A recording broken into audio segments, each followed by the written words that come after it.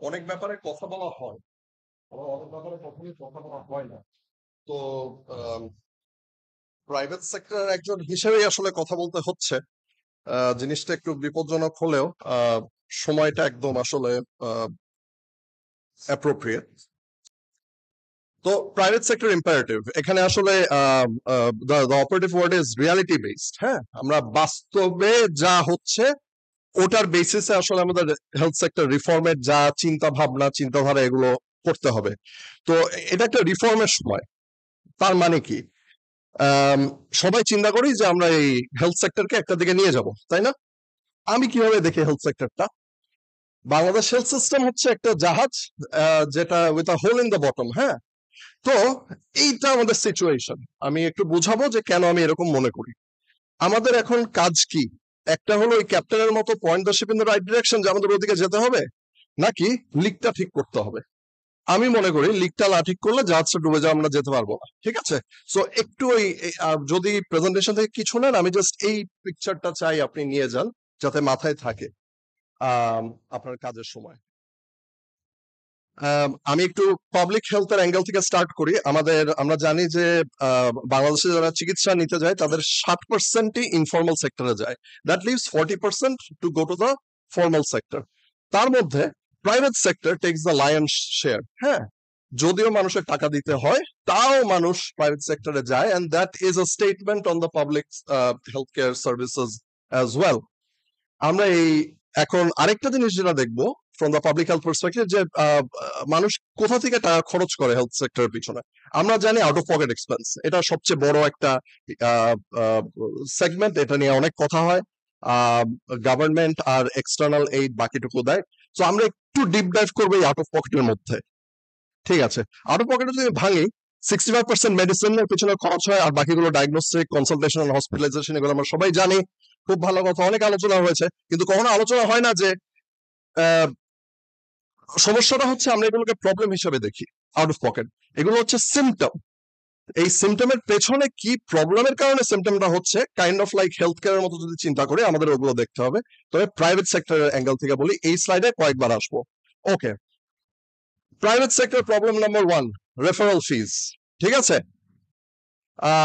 এক পাশে ডাক্তার, আরেক পাশে ডায়াগনস্টিক। আমি ডায়াগনস্টিকের সীমাবদ্ধতায় কথা বলছি ফোকাস করার জন্য।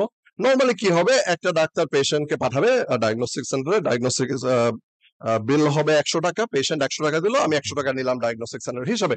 কিন্তু সমস্যাটা হচ্ছে যে আমার ব্যবসা হিসাবে আমার রেভিনিউটা হচ্ছে 60%, বিকজ 30 to 40% আমার দিয়ে দিতে হচ্ছে ডাক্তারকে।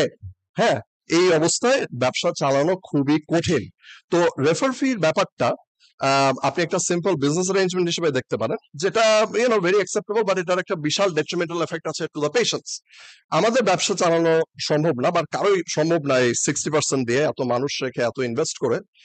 তো কি করি আমরা? স্বাভাবিক, আমরা এই রেফার ফিটা এতই কমন প্লেস হয়ে গিয়েছে, এতই বিশেষ করে যত ইয়াঙ্গার জেনারেশন আসছে, এটা আসলে more and more accepted and normalise, যে সো কমন প্লেস যে এটাকে আমরা অপারেশনাল এক্সপেন্স হিসেবে দেখি। It's just 40% overhead. তো এটা কোথায় যায়? আমাদের তো ব্যবসা তো দরজা খুলে রাখতে হবে।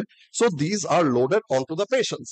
So patients pay at least 30% more for diagnostic for pathological tests, or 40% for imaging tests. So that's just the market rates. হ্যাঁ, it is widespread enough that this is number 1. ঠিক আছে, তো আমরা এখন আউট অফ পকেটের কথা বলছি, যে আউট অফ পকেট কমাতে হবে, বিভিন্ন রকম ফাইন্যান্সিং মেকানিজম আনতে হবে, এটসেট্রা এটসেট্রা। ঠিক আছে, তো আমি যদি অ্যাজ ইট স্ট্যান্ডস এই 72.5% আউট অফ পকেটকে যদি আমি ফাইন্যান্স করতে যাই, আই এম ফাইন্যান্সিং কি শুধু services? No, I am also financing the corruption, right?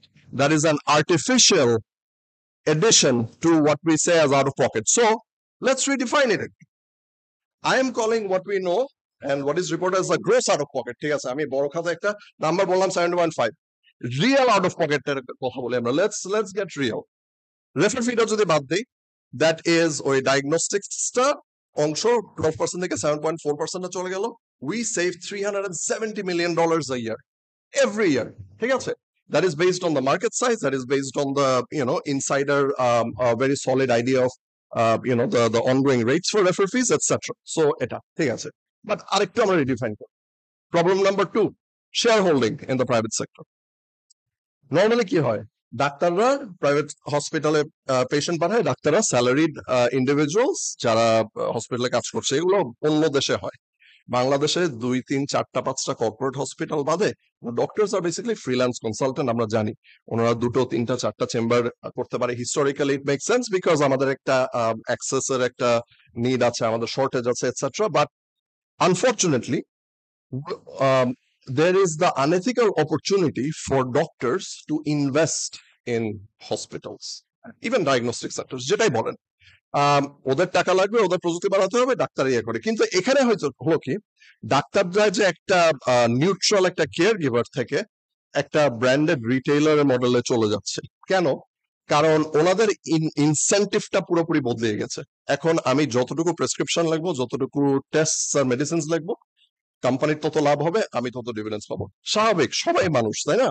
So দোষ কিন্তু সিস্টেমের। System has allowed this things to go on. একটা হসপিটালে প্রাইভেট সেক্টরে 50 জন ডক্টর শেয়ার হোল্ডার থাকতে পারে, 100 জন থাকতে পারে, 150, of course off the books, right? You make an investment. Young ডক্টরদেরকে অনেক সময় বসার জায়গা দেওয়া হয় না, they have to prove themselves. অনেক সোশিও ইকোনমিক কারণে এই জিনিসগুলো ওয়ার্কআউট করে, right? And it's a lucrative business. Loser একটাই, patients, right? Over prescription of test and medicines, and this goes on and on and on. তো আমরা যখন share হোল্ডিংটা আমরা ট্যাকল করবো, তখন আমি রিয়েল আউট অফ পকেট আমি রেফার ফিটা ট্যাকল করে আমি একটা নাম্বার দেখাতে পেরেছি, কিন্তু এই শেয়ার হোল্ডারটা ট্যাকল করলে যে কত নামবে বা এটার এফেক্টটা কত, আসলে কোয়ান্টিফাই করা পসিবল না, maybe, right? It's so ingrain. So ওখানে আমরা আরেকটা রিয়েল পর্যায়ে যাবো আউট অফ পকেট কনভারসেশনে। থার্ড প্রবলেম হচ্ছে ফার্মা মার্কেটিং। হ্যাঁ, মানে বিয়ন্ড বিং এই চেম্বার একটা নুইসেন্স আর এই সবার প্রেসক্রিপশনের ফটো তোলা, it's much worse than that. Those are nuisances. এটা হচ্ছে যে they have basically turned a lot of doctors into sales person proxies, which is very embarrassing. হ্যাঁ, we see doctors as, you know, something else at some other level, right? We have doctors in our family, but this is unfortunately what is going on. তো target যখন দেয়া হয়, so once the target is achieved, we hear stories and sometimes know about, you know, a lot of rewards that come their way. Ekhane the incentive is totally distorted, whereby, you know, there's overprescription of drugs constantly happening. So I'm absolutely not providing any solutions or proposing any solutions, because I believe the solutions should come from everyone else. What I'm doing is I'm speaking very loudly and clearly on the issues you know, that are most important. So once we solve the pharma marketing, we, you know, really move towards a more real out of pocket that we can then talk about and think about financing. যেহেতু ডায়াগনস্টিকের angle থেকে বলছি, আমি just একটা challenge আমি আমার সেক্টরের পক্ষ থেকে একটা বলে দিচ্ছি। সেটা হচ্ছে আমাদের মানে overall quality has always been an issue আমাদের প্রাইভেট সেক্টরে, বাট ডায়াগনস্টিকের ক্ষেত্রে হয়েছে this is from business model perspective বেশ লাভজনক। হ্যাঁ, আনফর্চুনেটলি এটার জন্য প্রাইভেট সেক্টরে একটা স্কেলিটন ডায়াগনস্টিক স্পেস দাঁড়াচ্ছে। মানে যার ইচ্ছা আমি লাইসেন্স দিয়ে আমি একটা ডায়াগনস্টিক সেন্টার খুলে দিলাম, ঠিক আছে? তো আনফর্চুনেটলি এখানে রেগুলেশন অ্যাডিকুয়েসির কারণে এই ডায়াগনোসিস সেন্টারগুলো খুব লো কোয়ালিটি হয়। এখানে ওদের কোনো তেমন একটা ইনভেস্টমেন্ট নাই, টেকনোলজিতে, হিউম্যান রিসোর্সে ইনভেস্টমেন্ট নাই। ওরা কি করে, ওরা পেশেন্ট টানে, অনেক সময় আমাদের থেকেও টানে, আবার পেশেন্টের স্যাম্পলটা পেলে আবার আমাদের কাছেই পাঠায় যাতে আমরা রিপোর্ট গুলো করে দিতে পারি। সো দ্যাটস বেসিক্যালি আমাদের জাস্ট বিজনেস সেন্সে বলছি, বিকজ বিজনেস ইজ ইম্পর্টেন্ট। হ্যাঁ, half of the revenue নিয়ে নিচ্ছে, right? So that disincentivizes more investments by good players, ethical players of investing in the diagnostic space, ঠিক আছে? And it confuses the patients and results in a overall reduction in healthcare. So skeleton diagnostic space কে আপনার control করতে হবে, regulate করতে হবে, whatever you do. আমরা out of pocket expense lower করব, কিন্তু কোন জায়গা থেকে লোয়ার করতে হবে? Out of pocket expense is a symptom. The problems are behind it. I've just told you what the problems are, and it probably extends to the public sector. আমি just private থেকে বললাম। এটা reduce করলে আমাদের formal care sector care seeking increase হবে, care completion increase হবে, better health outcomes হবে, and these are some way forwards that, you know, I'll just leave it up here. I won't read out for the sake of time, but yeah, thank you. Thanks a lot. আমার মনে হয় probably biggest elephant in the room is basically the corruption. অনেকে তো মানে টার্মটা যায় না, ডক্টরের সাথে মাফিয়ার টার্মটা নর্মালি যায় না, বাট আমার মনে হয় একটু আনকমফোর্টেবল হলেও আমাদের একটু এইসব কথা বলা উচিত মনে হয়।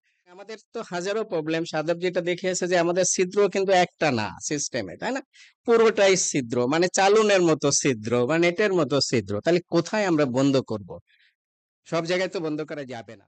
আরেকটা খুব বড় বিষয় সাদাব সাহেব যেটা নিয়ে এসেছেন, যে আমাদেরকে যত আনপ্রেজেন্টই হোক, আপনার যত কথাই বলছি, যেটা যদিও 60% মধ্যে 40%, আবার 70% চলে গেছে প্রাইভেট সেক্টরে। তাহলে সেখানে একটা নিয়ন্ত্রণ ব্যবস্থা ছাড়া কিন্তু সত্যি সত্যি মানুষকে সুলভে ওষুধ পেয়েছে, আজকে আউট অফ পকেট এক্সপেন্ডিচারে তাহলে 60% পকেট থেকে যায় কেন? তার মানে এখানে আনএথিক্যাল মার্কেটিং শুধু না, আনএথিক্যাল প্রাইসিং ইত্যাদি ইত্যাদি সব হয়েছে। তাহলে জনগণ কি কোনো এন্ড বেনিফিশিয়ারি কি সেই উপকার পেয়েছে? মাল্টিপল প্রেসক্রিপশন হয়তো এক প্যাকেটে হচ্ছে না, কিন্তু একটা প্রেসক্রিপশনে যে দেখালো কতগুলো ওষুধ প্রেসক্রাইব করছে, এটাই কন্ট্রোল আছে? রেগুলেশন নাই, আপনার যে ইচ্ছা মতো, কারণ আপনি পার্সেন্টেজ পাচ্ছেন লিখলে পরে কোম্পানি থেকে, তাহলে সেখানে হচ্ছে না। আপনার লাভটা কে করেছে? প্রাইভেট কোম্পানিগুলো। আরেকটা খুব বড় জিনিস, যে শিপের অ্যানালজিটা আমার আসলে পছন্দ হয়েছে। আসলেই লিক না সারে তো কোনো কথা বলেই কোনো লাভ নাই। কোনো যন্ত্র এসে তো কিছু ঠিক করতে হবে না যদি আমি আসল করাপশনের জায়গাটাই ঠিক না করতে পারি।